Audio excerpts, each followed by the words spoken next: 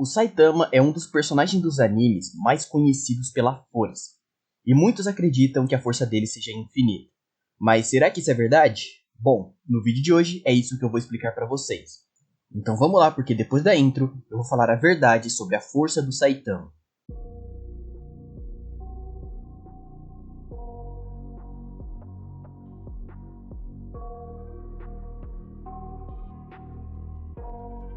Suave, aqui quem fala é o Vinícius e sejam todos muito bem-vindos ao Space Fiction.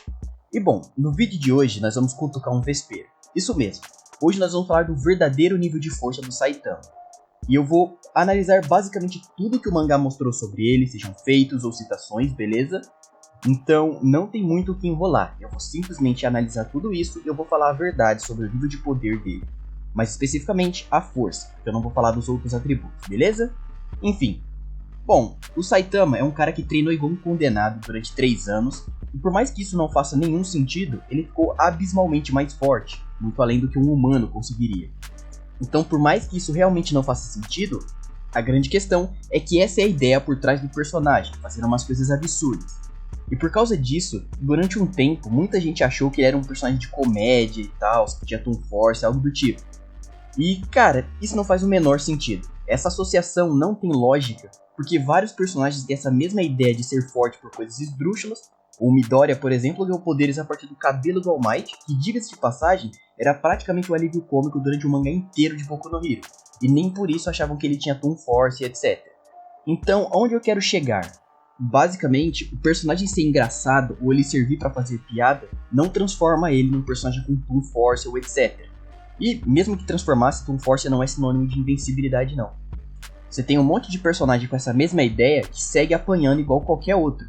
Um exemplo disso é o Lobo, que mesmo tendo essa habilidade já apoiou várias vezes pro Superman, então, né? Mas enfim, fato é que o Saitama voltou a explodir em debate sobre nível de poder e tal, lá durante a luta contra o Garou Cósmico. Isso porque aquela luta voltou com uma ideia, ou melhor, ela confirmou a teoria de que o Saitama quebrou seu limitador. Algo que já tinha sido mencionado antes, mas quando o Dr. Genos falou disso, acabou ficando mal explicado, mas durante a luta contra o Garou, nós vimos na prática o que exatamente isso significa. Porque, ao quebrar o limitador, o Saitama consegue algumas coisas diferentes. Mas antes, bom, eu tô ligado que vocês curtem esse tipo de conteúdo nerd e tal, até porque vocês não caíram nesse canal por nada. Então, sejamos sinceros, você gosta desse tipo de vídeo, então se você ainda não for inscrito, se inscreve aí, porque toda semana eu posto um vídeo sobre algum assunto nerdístico, tipo análise de nível de poder, batalha de personagem, conto como foram histórias ou lutas oficiais sobre alguns personagens e tal. Trago vídeos informativos e coisas do tipo. Enfim, eu falo sobre HQs, animes, jogos e tudo mais. Então se você acompanhar o canal vai ter um vídeo desse toda semana. Então seja bem-vindo e é isso. Basicamente, ao quebrar o limitador, o Saitama evolui de uma forma ilimitada, ficando mais forte lentamente, mas quando algum desafio de verdade acontece, a evolução dele se torna exponencial. E para quem não sabe o que isso significa, a evolução normal é quando um personagem fica 1, 2 ou 3 vezes mais forte. Então se, por exemplo, vamos colocar aqui de exemplo um jogo. Se o cara tá no nível 2, a próxima vez que ele evoluir, ele vai ficar 2 vezes mais forte. Aí depois quando ele for pro 3 e ele for evoluir pro 4, ele vai continuar ficando 2 vezes mais forte. É basicamente isso, quando o número de vezes mais fortes é um valor fixo a cada evolução. Já a evolução exponencial é quando esse valor de vezes está se multiplicando constantemente até ele ficar absurdamente maior. Então, por exemplo, se há um segundo atrás o Saitama ficou 2 vezes mais forte, atualmente ele já pode estar a 5, 10, 100 vezes mais forte. É basicamente um valor incalculável até certo ponto, e é por isso que naquele gráfico do mangá, o Saitama podia explodir o Garou a qualquer momento. O multiplicador dele já estava tão incontrolável que ficava difícil de acompanhar a evolução mesmo mimetizando o Saitama. Porque tinha toda aquela questão de que o Garou não conseguia copiar o Saitama do futuro. Ele copiava o Saitama atual, só que a cada segundo o Saitama ficava mais e mais forte. E assim por diante. Mas assim, uma outra coisa que essa luta mostrou, e parece que muita gente não entendeu bem, é que o Saitama não tem força infinita, e sim ilimitada. Basicamente, teoricamente, tendo tempo, ele poderia eventualmente destruir um universo, por exemplo. Mas não no momento atual. Na prática, a ideia é essa, então não faz sentido dizer que o Saitama tem força para destruir um universo, até porque o maior feito dele não está nem perto de um potencial desses. Isso porque, mesmo no melhor dos cenários, abrir um oco no universo que ele podia observar é no máximo a energia suficiente para destruir galáxias e tal. E galáxias representam uma pequena fração do universo, questão de pequenas porcentagens mesmo.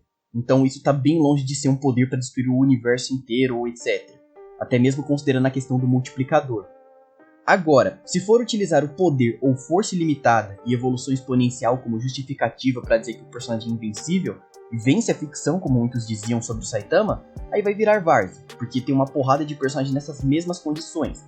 Gente tipo Hulk, Apocalipse ou qualquer marcado de ordem paranormal.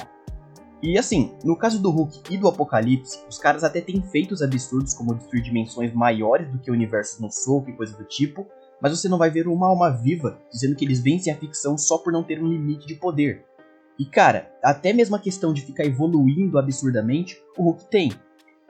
E inclusive, com base em feitos, dá pra você escalar a evolução dele numa escala muito maior do que a do Saitama. Mas novamente volta naquele negócio, você não vai ver ninguém forçando que ele vence a ficção inteira por causa disso. Em questão de evolução, o Apocalipse é o melhor exemplo para isso, porque da mesma forma que o Saitama fica mais forte a qualquer segundo, por qualquer coisa, só porque ele tá lutando com alguém, o Apocalipse segue essa mesma lógica. Tanto que, se você for pegar a primeira luta dele contra o Superman, um dos primeiros golpes que ele deu, o Clark nem se moveu. No golpe seguinte, ele deu um ataque que o Superman saiu voando e ele sentiu a porrada. Então assim, o Apocalipse tem a mesma questão dele evoluir de acordo com a necessidade. E ainda tem a questão de que o Apocalipse é mais extremo nisso, porque a adaptação reativa dele é um bagulho muito mais quebrado. Tanto que ele se torna imortal a basicamente qualquer coisa, sendo potencialmente capaz de voltar até mesmo de memórias, porque ele já está adaptado para isso. Então, né? Aí você pega agora o caso dos marcados, você pega o Joey e o Dante, por exemplo. Eles têm a mesma evolução exponencial do Saitama, porque de Nexus em Nexus os caras aumentam dessa escala. Mas nem por isso você vai ver eles sendo colocados em pedestais por não ter um limite do quanto podem evoluir. Mas, como eu disse, é literalmente a mesma coisa, só muda que a do Saitama é um negócio passivo. E aí ainda tem um outro argumento que os caras costumam utilizar para dizer que o Saitama é invencível e etc, que é o mais simples de todos de se explicar.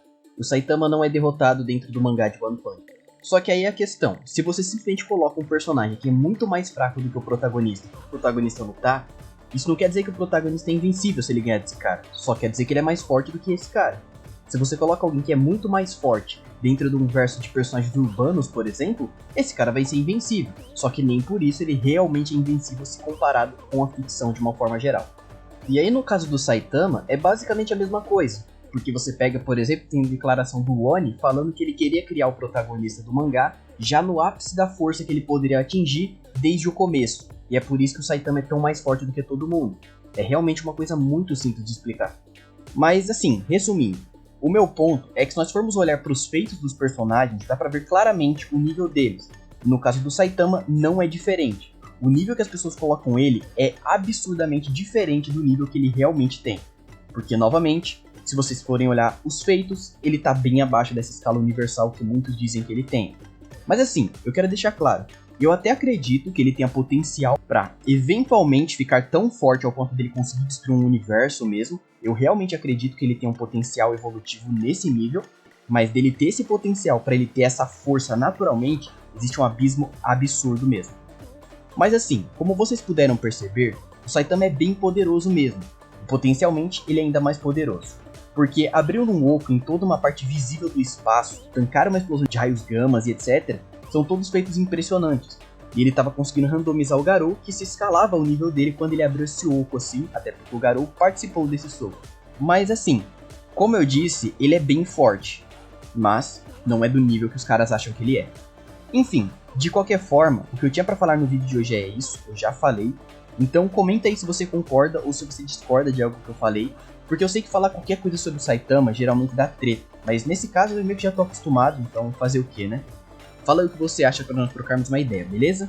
Mas então é isso, eu realmente espero que independente da treta vocês tenham gostado do vídeo, seja da edição, da análise ou de qualquer outra coisa, porque por hoje eu vou ficando por aqui e eu te vejo no próximo vídeo. Falou!